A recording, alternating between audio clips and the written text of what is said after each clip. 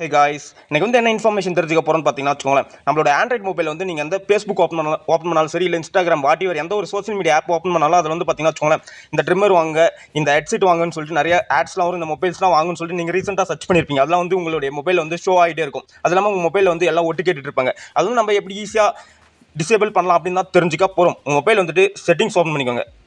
Open பண்ணிட்டு கூகுள்னு இருக்குல்ல, அதை வந்து ப்ரெஷ் பண்ணிங்கன்னா ஆல் சர்வீசஸ்ன்னு சொல்லிட்டு ஒரு ஆப்ஷன் இருக்கும். அந்த ஆப்ஷன் வந்து ப்ரெஷ் பண்ணிக்கோங்க.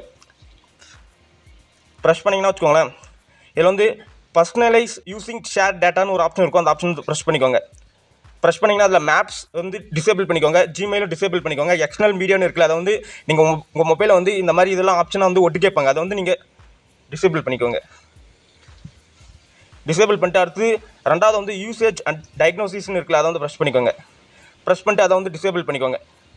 டிசேபிள் பண்ணிட்டு உங்கள் மொபைல் வந்து இப்போ யூஸ் பண்ணிங்கன்னா உங்கள் மொபைல் வந்து எந்த ஒரு ஆட்ஸும் வராது. நீங்கள் வந்து எந்த ஆப்பும் வந்து ஈஸியாக யூஸ் பண்ணிக்கலாம், செக்யூர்டாக யூஸ் பண்ணிக்கலாம். இந்த மாதிரி யூஸ்ஃபுல்லான இன்ஃபர்மேஷன் உங்களுக்கு பிடிச்சிருந்துச்சுன்னா நம்மளோட சேனலுக்கு லைக் பண்ணி, ஷேர் பண்ணி, மறக்காம சப்ஸ்கிரைப் பண்ணி, பக்கத்தில் இருக்க நோட்டிஃபிகேஷன் பெல்லை ப்ரெஸ் பண்ணி ஆல் செட் பண்ணிங்கன்னா நான் போகிற அடுத்த வீடியோ உங்களுக்கு நோட்டிஃபிகேஷனில் காட்டும்.